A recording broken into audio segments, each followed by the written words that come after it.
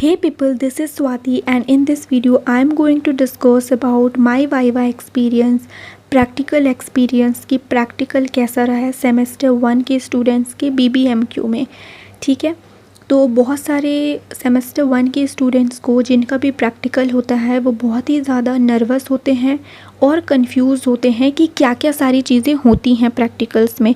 Because मैं भी बहुत ज़्यादा थी, तो मैंने भी यूट्यूब पे बहुत जगहों पे सर्च किया बट मुझे कहीं भी सेटिस्फाइड रिज़ल्ट नहीं मिला।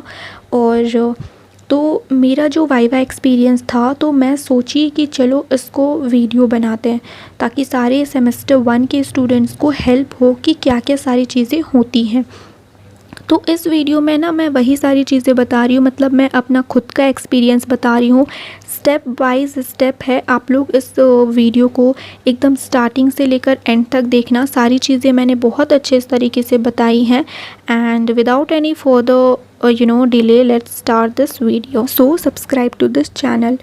अब हम लोग आते हैं जिन्हें नहीं पता है कि मेरे सब्जेक्ट्स क्या हैं। तो ऑनर्स में मेरा जूलॉजी है एंड जेनेरिक में बॉटनी है। ठीक है, तो जूलॉजी में क्या होता है, कोर 1 कोर 2 दोनों आते हैं जिनका प्रैक्टिकल अलग अलग दिन होता है, क्योंकि ये प्रैक्टिकल का जब डेट सेट आता है ना तब वहाँ पे लिखा हुआ रहता है कोर 1 कोर 2 का अलग अलग दिन होता है। लेकिन मैं लकी थी जो दोनों कोर 1 कोर 2 प्रैक्टिकल एक ही दिन हो गया। तो ये थोड़ा सा अच्छा रहा बिकॉज़ आपको 2 दिन ना जाना पड़े। ठीक है, सेंटर अगर जिनका दूर होता है तो वो दिक्कत हो जाती है। तो मेरे लिए ये लकी रहा कि दोनों प्रैक्टिकल कोर 1 कोर 2 एक ही दिन हो गया।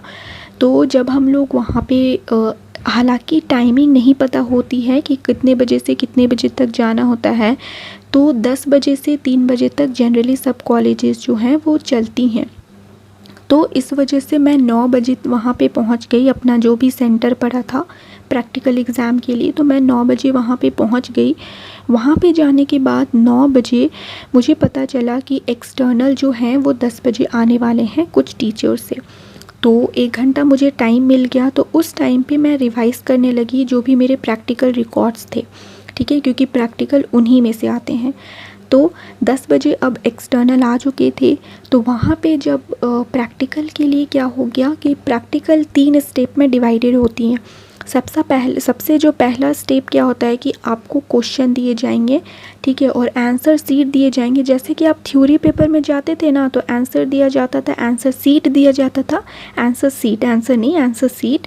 तो वही चीज़ यहाँ पे भी होगी। प्रैक्टिकल एग्ज़ाम टाइम आपको 2 आंसर सीट दी जाएंगी, एक आपको प्रैक्टिकल लिखने के लिए और एक आपको स्पॉटिंग के लिए। ठीक है, तो क्या हो गया, तो मैं अपने वहाँ पे कॉलेज गई, सेंटर गई। 10 बजे से प्रैक्टिकल होना था, तो मैं वहाँ पे गई, 2 आंसर सीट दिए गए। सारी रूल्स एंड रेगुलेशंस टीचर ने सबसे पहले समझाया। डिफरेंट कॉलेज के वहाँ पे आए हुए थे, तो सब कॉलेजेस को अपने अपने स्टूडेंट्स के साथ, मतलब अपने अपने कॉलेज मेट के साथ बैठना था। ठीक है, सेपरेटली ही बट एक ही क्लास में। तो 3 कॉलेजेस थे, मैं जहाँ वहाँ पे गई थी कॉलेज में, सेंटर में, तो 3 कॉलेज थे। तो वहाँ पे टीचर ने रूल्स एंड रेगुलेशंस समझाया। हम लोगों को आंसर शीट जो है वो डिस्ट्रीब्यूट किया। देन उसके बाद फिर हम लोगों को क्वेश्चन दिया गया। तो प्रैक्टिकल जो क्या होती है ना वो 3 स्टेप में डिवाइडेड होती है। सबसे पहला क्या होता है कि आपको कुछ क्वेश्चंस देंगे। क्या क्या क्वेश्चंस रहेंगी, हालांकि मेरा जो था वो कोर 1 कोर 2 एक ही दिन हो गया था, तो इसी वजह से कोर 1 कोर 2 को मिक्सअप करके दिया गया था। लेकिन जिनका कोर 1 कोर 2 अलग अलग हुआ था, ऐसा ऐसा नहीं होता है कि दोनों कोर 1 कोर 2 एक ही दिन हो जाता है। ठीक है, बहुत सारे कॉलेजेस में अलग अलग दिन होते हैं, लेकिन मैं लकी थी कि दोनों एक ही दिन हो गया। तो इस वजह से क्वेश्चंस जो थे वो मिक्सअप थे। तो मुझे क्वेश्चन दिया गया। ठीक है, क्वेश्चन क्या क्या थे, वही था जो एक स्पेसिमेन होगा, आपको उसके बारे में लिखना है। कोई भी स्पेसिमेन दे देगा, साइकोन हो, ठीक है, फाइसेलिया, अर्थवर्म, इनके बारे में कुछ भी आप मतलब दे दिया जाएगा। आपको इसके बारे में 5 points with classification with diagram आपको लिखनी होती है। ठीक है, सेकेंड क्या होता है कि आपको डाइसेक्शन दे देगा। डाइसेक्शन में आपको ओवरी, अर्थवर्म ऐसा कुछ देगा। माउंटिंग में आपको ओवरी ऑफ अर्थवर्म ऐसा कुछ देगा। ठीक है, कुछ क्वेश्चंस होते हैं, ठीक है। मैं बोलूँ तो माउंटिंग में अगर मेरा क्वेश्चन जाना चाहते हो तो अभी तो बहुत दिन हो गए हैं, मैं भूल गई हूँ, लेकिन कुछ याद है। माउंटिंग में मेरा जो था वो ओवरी ऑफ अर्थवर्म था, एंड डाइसेक्शन में जो था वो नर्वस सिस्टम ऑफ पैलमोन था, ठीक है। तो ये सारे क्वेश्चंस थे। इसके साथ साथ कोर 2 का भी कुछ एक्सपेरिमेंट था, determination of pH of water. ये सारे क्वेश्चंस आपके पास रहेंगी, ठीक है। आपको ये सारे जो हैं क्वेश्चंस एक पेपर में दे दिए जाएंगे, आपको ये उस आंसर शीट में लिखना होता है। बहुत सारे कॉलेजेस में क्या होता है ना कि ये सारी जब क्वेश्चंस मिले होंगे तो आपको खुद से ही लिखने, मतलब आप जो भी मेमोरी है आपने जो याद किया है उससे आपको लिखना होता है, ठीक है। लेकिन हम लोगों के कॉलेज में ये भी था, मतलब हम लोगों के कॉलेज में नहीं, बहुत सारे ऐसे कॉलेजेस में होते हैं जहाँ पे टीचर जो हैं वो प्रोवाइड करवाते हैं, बोलते हैं कि आप लोग जो प्रैक्टिकल रिकॉर्ड लाए हो उसी से देख के लिख लो। बिकॉज़ बहुत सारे स्टूडेंट्स होते हैं और अगर मतलब ऐसा बोल दिया जाए तो बहुत कम हो जाता है, ठीक है। बहुत मार्क्स कम आते हैं सब स्टूडेंट्स के, तो इस वजह से प्रैक्टिकल रिकॉर्ड से हम लोगों ने देख के लिखा सारा आंसर प्रैक्टिकल के लिए, ठीक है।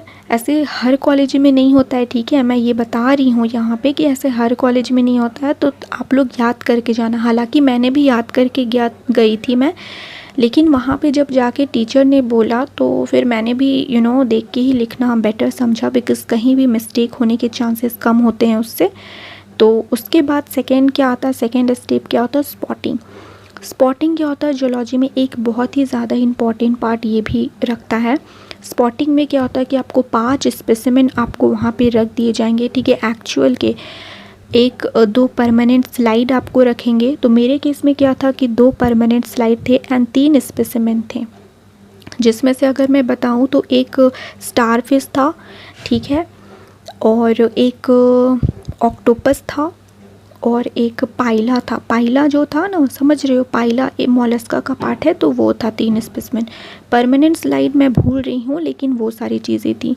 तो देखो क्या था स्पॉटिंग में, कैसे था स्पॉटिंग में, क्या था कि 5 स्टूडेंट्स को जाना था वहाँ पे, 1-1 मिनट एक स्पेसिमेन के पास रहना है, उसको देखना है, उसको ऑब्ज़र्व करना, उसके बारे में 5 पॉइंट्स लिखने हैं विथ डायग्राम, जो आपने देखा है, जो आपने ऑब्ज़र्व किया है।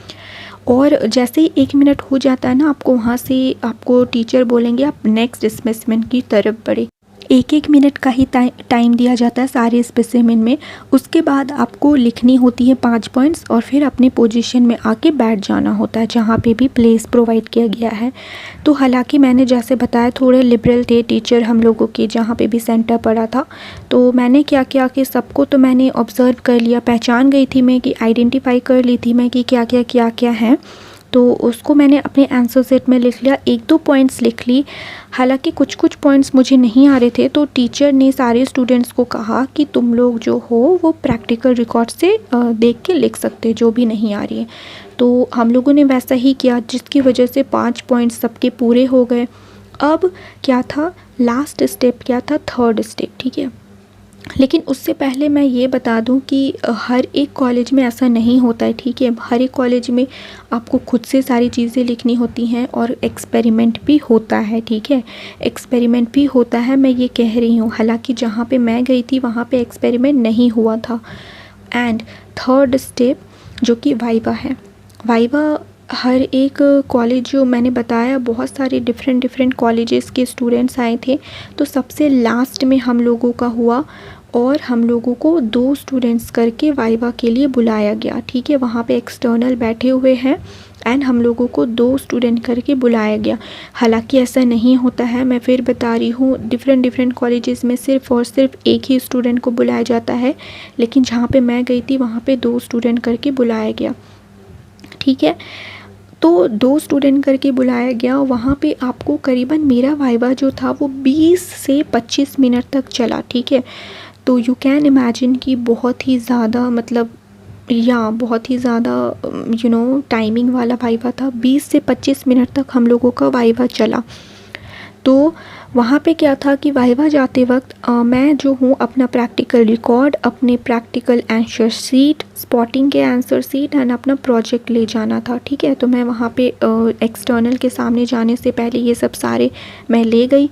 वहाँ पे जाके मैंने सारी चीज़ों को सबमिट कर दिया। देखो, अब सारे नॉर्मल कॉलेजेस में, जनरली सब कॉलेजेस में क्या होता है ना कि आपको एक्सटर्नल कहीं से भी क्वेश्चन पूछेगा। वो आपको स्पॉटिंग से क्वेश्चन पूछ सकता है, प्रैक्टिकल से क्वेश्चन पूछ सकता है जो आपने लिखा है, या फिर प्रैक्टिकल रिकॉर्ड से क्वेश्चन पूछ सकता है, या फिर प्रोजेक्ट से पूछ सकता है। तो जहाँ पे मैं गई थी वहाँ एक्सटर्नल ने हम लोगों को प्रैक्टिकल रिकॉर्ड से क्वेश्चन पूछा और उसी से मतलब वो आंसर पूछ रहे थे, क्वेश्चन पूछ रहे थे। तो प्रैक्टिकल रिकॉर्ड से ही उन्होंने क्वेश्चन पूछा। मैंने भी, अगर मैं बताऊं मेरा वाइवा कैसा गया, तो मेरा वाइवा अच्छा गया था, बिकॉज़ मुझे ऐसा देख के पता चल रहा था कि जो एक्सटर्नल पूछ रहे थे वो सेटिस्फाई थे मेरे आंसर से। तो मैं ये कह सकती हूँ कि मेरा वाइवा अच्छा गया था, बिकॉज़ वो प्रैक्टिकल रिकॉर्ड में पढ़ के गई थी एंड उससे पूछ रहे थे तो मैं आंसर दे पा रही थी। हालाँकि मैंने सारे आंसर तो नहीं दिए एकदम 100 ऑन 100 तो मैंने नहीं दिए, 1 2 या 3 क्वेश्चन मैंने नहीं दिए थे, लेकिन मैं देख रही थी सर को, एक्सटर्नल को, तो वो सेटिस्फाई लग रहे थे मेरे आंसर से। तो मैं ये कह सकती हूँ कि मेरा जो वाइवा था वो अच्छा गया था। फिर लास्ट में एक्सटर्नल ने प्रोजेक्ट से कुछ क्वेश्चन पूछे कि क्या मैंने बनाया है, तो मैंने coral, life cycle of coral पे बनाया था प्रोजेक्ट। तो उनसे उन्होंने पूछा हैबिटेट क्लासिफिकेशन और 1 2 क्वेश्चन पूछे। नॉर्मली जो वाइवा में जो मुझसे क्वेश्चन पूछे गए वो क्या थे कि ये जो ऑर्गेनिज़म है किस क्लास का, किस फाइलम का है, और इस कहाँ पाया जाता है, हैबिटेट क्या है, और कॉमनली इसको क्या कहते हैं। तो इस तरह के क्वेश्चंस बहुत ही ज़्यादा बेसिक क्वेश्चन मुझसे पूछा गया था।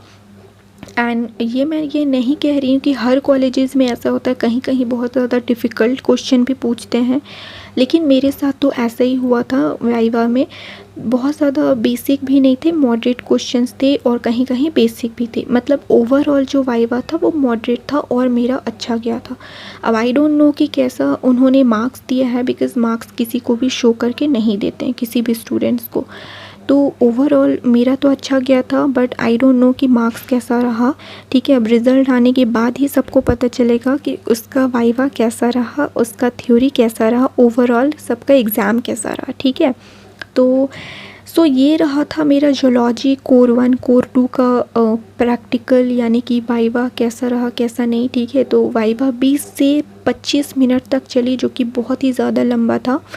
एंड बॉटनी के लिए मैं अगले वीडियो में बनाऊंगी, बिकॉज़ उसमें थोड़ी सी गड़बड़ हो गई थी मेरे से, तो मैं बताऊंगी ठीक है क्या इंसिडेंट हुआ था। एंड या तब तक के लिए सब्सक्राइब कर दो इस चैनल को, and thanks for watching. 1 minute, अभी वीडियो ख़त्म नहीं हुई है। मैं एक इम्पॉर्टेंट बात बता देना चाह रही हूँ कि आप लोग ऐसा मत कहना कि इन लोगों के साथ इक्वालिटी नहीं हुई है। ठीक है, बिकॉज़ हम लोगों ने देख के आंसर सारा लिखा, और बहुत सारे कॉलेजेस में तो देख के भी नहीं लिखा गया। तो ऐसा बात नहीं है कि हम लोग पढ़ के नहीं गए थे, बिकॉज़ क्या हुआ था कि हर एक कॉलेज में आपको पता नहीं होती है कि आपको देख के लिखनी है कि क्या नहीं देख के लिखनी है। ठीक है, तो ये सारी चीज़ें आपको पढ़ के जानी ही होती है। वो चीज़ तो कॉलेज पे डिपेंड करता है, उन टीचर पे डिपेंड करता है कि वो आपको प्रैक्टिकल्स जो हैं वो प्रैक्टिकल रिकॉर्ड से देख के लिखने दे रहे हैं कि नहीं दे रहे हैं।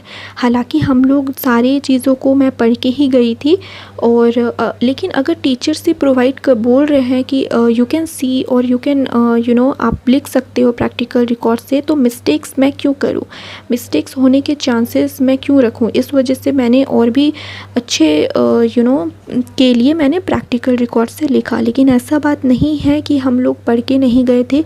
बहुत सारे कॉलेजेस में क्या होता है कि एक्सपेरिमेंट भी होता है, और आपको प्रैक्टिकल रिकॉर्ड से देख के भी नहीं लिखनी होती है।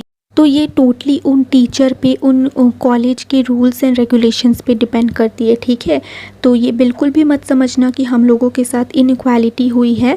ये हर एक कॉलेज का अपना अपना रूल्स होता है। ठीक है, अब फाइनली वीडियो यहीं एंड हो रहा है। ठीक है।